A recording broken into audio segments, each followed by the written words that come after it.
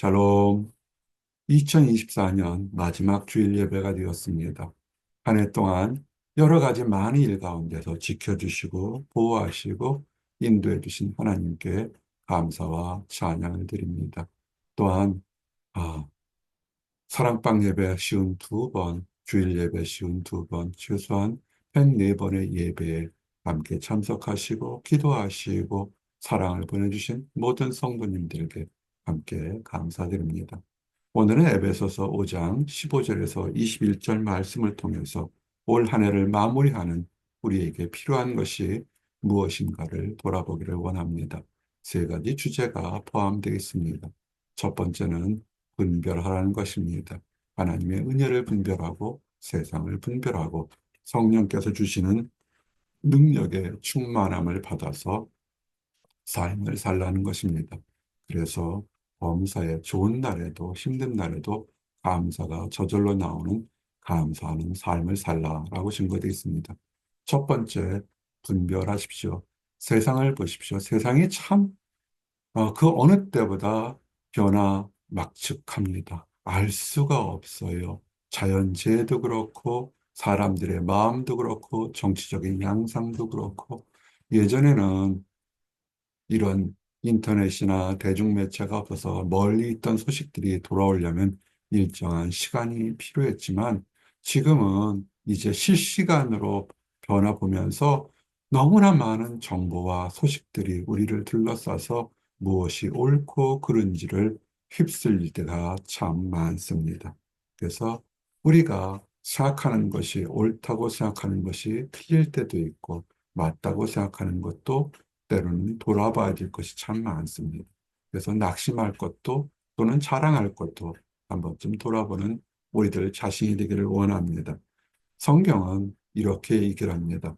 우리가 어둠의 자식들의 일에서 벗어나서 하나님의 도우심으로 빛의 자녀가 되었으니 세상을 잘 분별하라 이렇게 얘기를 합니다. 깜깜할 때는 바로 앞에 일도 한 치 앞도 내다볼 수 없습니다. 그러나 빛이 작더라도 작은 빛이 있으면 그 앞을 내다볼 수 있습니다. 이 빛이라는 것은 하나님께서 주시는 것이고 이 빛을 따라가는 사람들은 의로움과 거룩함을 드러내고 얻게 됩니다. 이제 한 해를 마무리하면서 우리가 살아온 길에서 빛을 따라온 삶이 되기를 원하고 앞으로 주시는 생명 모든 것에서도 빛을 따라서 하나님의 뜻을 분별해서 공의롭게 살아가는 나와 여러분들이 되시기를 원합니다. 그리고 우리에게는 부족한 것이 있습니다. 우리가 다 차고 넘치는 것이 아니라 부족한 것이 있을 때 우리가 많은 것을 구할 수 있습니다. 먹을 것, 마실 것, 입을 것. 그러나 이것은 세상 사람들도 하나님을 알지 못하고 하나님의 능력을 경험하지 못한 사람들도 본질적으로, 본능적으로 구하는 것입니다. 하나님께서 우리에게 세상 사람과 동일한 것을 구하는 것이 아니라 이미 우리에게 그런 것이 필요한 것을 알고 있기에 좀 더 거룩하고 좀 더 하나님의 뜻에 합하고 하나님을 기쁘시게 할 만한 그런 것들을 구하라는 것입니다. 우리의 말과 행동과 생각과 사고와 또한 교회 일과 하나님 나라 확장에서 하나님께 영광 돌리고 하나님이 기쁘시게 할 것이 무엇인지를 생각하고 구하고 이 과정에 어둠의 일, 세상의 유혹과 타락과 범죄하는 것에서 멀어지는 축복이 함께 있게 됩니다. 하나님의 일을 구하게 되면 세상에서 멀어지게 됩니다. 세상이 혼탁한 것은 하나님 것을 구하지 않고 세상이 주는 유혹과 범죄함에 빠지다 보니까 무엇이 옳고 무엇이 그른지를 깨닫지 못해서 그렇습니다. 그러므로 말씀을 읽으십시오. 잠언을 읽으시고 시편을 읽으시고 다시 말씀을 읽으시면 지혜서를 읽게 되면 무엇이 옳고 그른지를 깨닫게 되고 지금 혼탁한 세상 속에서도 이미 하나님께서는 그 일의 결말이 어떻게 날지 이미 보여주시고 계십니다. 사람이 마음으로 많은 일을 계획할지라도 그 발걸음을 인도하시는 것은 주 여호와라는 말씀처럼 하나님께서 혼탁한 세상 속에서도 이미 공의롭게 해야 될 길들을 보여주고 계시기에 우리가 지혜를 갖고 올바르게 행해서 하나님의 뜻을 잘 섬겨서 거친 파도 풍파가 있다 할지라도 앞에가 홍해가 있다 할지라도 하나님에 따라갈 때 홍해가 갈라지는 놀라운 축복, 올바른 길로 행하시기 바랍니다. 그리고 생명은 사람에게 주신 생명은 유한합니다. 2024년 한 해 동안 원망과 미움과 다툼과 이간질과 시기로 보냈다면 우리 인생에서 가장 중요한 시기를 놓쳤을 거라고 생각합니다. 설교를 준비하면서 생각할 때 365일 중에 최소한 102번, 104번의 설교를 준비하면서 과연 얼마나 세월을 준비하고 감사하고 살았는지 돌아보게 됩니다. 정말 시간들이 앞고 한 해에도 안타깝게 유명을 달리하거나 어려운 일을 겪은 많은 사람들을 볼 때마다 우리에게 주어진 시간이 유한함을 생각하면서 소중하고 아름답게 살아가기를 원합니다. 하나님의 뜻에 맞도록 살아가시기를 권장합니다. 그리고 이를 위해서는 이해하십시오. 다시 말씀을 돌아가십시오. 초심으로 돌아가십시오. 하나님을 처음 만났고 하나님을 인격적인 구주로 성장해서 하나님의 자녀로 영접받았음을 즐거워할 때 초심으로 돌아가면서 하나님의 뜻이 무엇인지를 돌아보시기 바랍니다. 하나님의 말씀을 다시 읽으십시오. 하나님의 말씀을 다시 묵상하시고 하나님의 말씀을 다시 쓰시면서 하나님이 여러분에게 나에게 하시는 말씀을 다시 돌아보기 바랍니다. 그저 바쁘다, 바빠. 우리의 삶이 그렇지 않아도 바쁘게 됩니다. 돈을 버는 것, 경쟁하는 것, 좀 더 앞으로 나아가는 것에만 인생의 전념을 두지 마시고 하나님께서 이 짧은 시간에, 안정된 시간에 우리에게 무엇을 원하신지 돌아보시기 바랍니다. 그러면 하나님께서 우리에게 성령 충만함을 주실 것입니다. 성령 충만함을 받게 되면 세상에서 주는 유혹을 자연스럽게 멀리하게 됩니다. 우리는 마치 빈 그릇과 똑같습니다.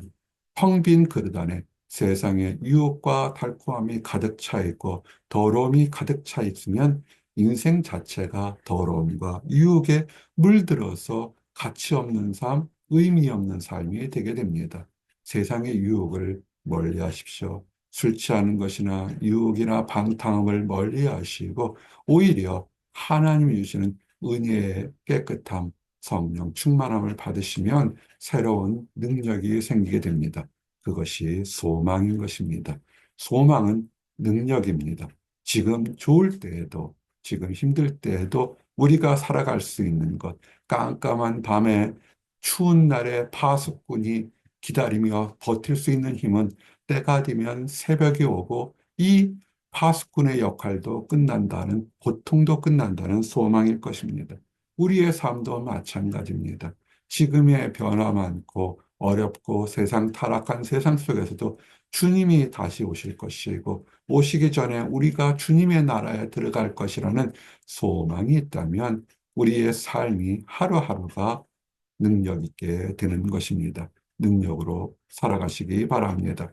그리고 능력으로 소망을 가지셨다면 하나님께 찬양하십시오. 찬양은 곡조 있는 기도요. 찬양은 가장 강력한 기도요. 찬양은 부르는 사람과 듣는 사람의 영혼을 새롭게 하는 것입니다. 찬양하십시오. 세상 노래는 감정을 표현해서 눈물이 나게 할 수 있지만 찬양은 속 사람을 새롭게 하며 영혼을 새롭게 소성시키는 능력을 가지고 있습니다. 찬양이 더욱더 깊어지게 되면 하나님께 영광을 돌리는 성축을 하시기 바랍니다. 깨닫게 됩니다. 하나님의 성령의 능력으로 차게 되면 내가 좋은 날에도 힘든 날에도 하나님께 영광을 돌리게 됩니다. 높은 자리에 많은 것을 없어도 하나님께 영광을 돌리지 못하는 사람들이 있는가 하면 어떤 사람들은 자기가 업적을 얻을 때 그 자리가 종교성이 없는 자리인데도 남들이 뭐라 하건 눈물로써 지금까지 보잘것없는 나를 여기까지 인도하신 하나님께 감사한다는 믿음의 고백을 하는 사람들이 있습니다.